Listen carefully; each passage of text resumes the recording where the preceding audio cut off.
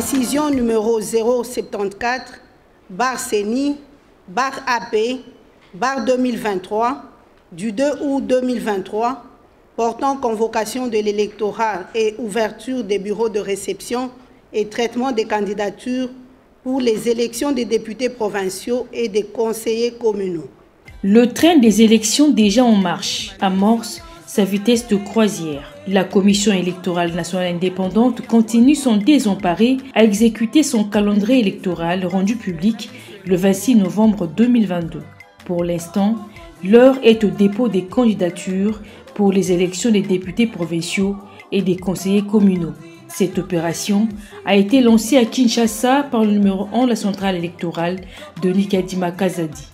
Mesdames et messieurs, le train des élections poursuit son chemin et aujourd'hui la Commission électorale nationale indépendante va relever un défi de plus. La cérémonie de ce jour revêt une importance particulière car les électeurs congolais, pour la première fois, sont appelés à se choisir leurs conseillers communaux.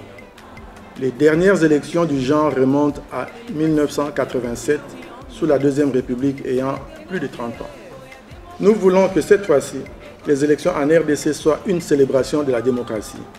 Sur ce, je convoque ce jour l'électorat pour les élections des députés provinciaux et celles des conseillers communaux. Je vous remercie. Pour ce faire, le président de la centrale électorale a exhorté les femmes et les jeunes à ne plus rester des spectateurs en devenant plutôt des acteurs à part entière. Ce 20 décembre 2023 va marquer un tournant historique car cette date va mettre fin à l'ère de bourgmestres et vice-bourgmestres nommés. Ces élections vont créer un espace au sein duquel vous pourrez développer votre savoir-être et savoir-faire politique. Ainsi, vous saurez progressivement échanger, partager, argumenter, défendre, convaincre dans le respect de l'autre, ce qui est à la base de toute vie démocratique. Vous allez battre campagne pour vos aînés, mais aussi battre campagne pour vous-même, comme candidat et candidate.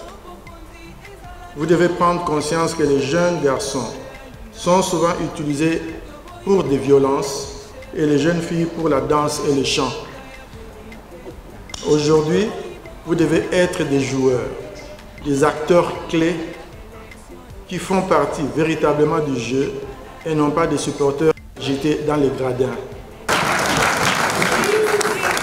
Rappelons que la Commission électorale nationale indépendante a déjà clôturé l'opération des dépôts des candidatures pour la députation nationale avant de publier la liste provisoire des candidatures des partis, regroupements politiques ainsi que les candidats indépendants à la députation nationale.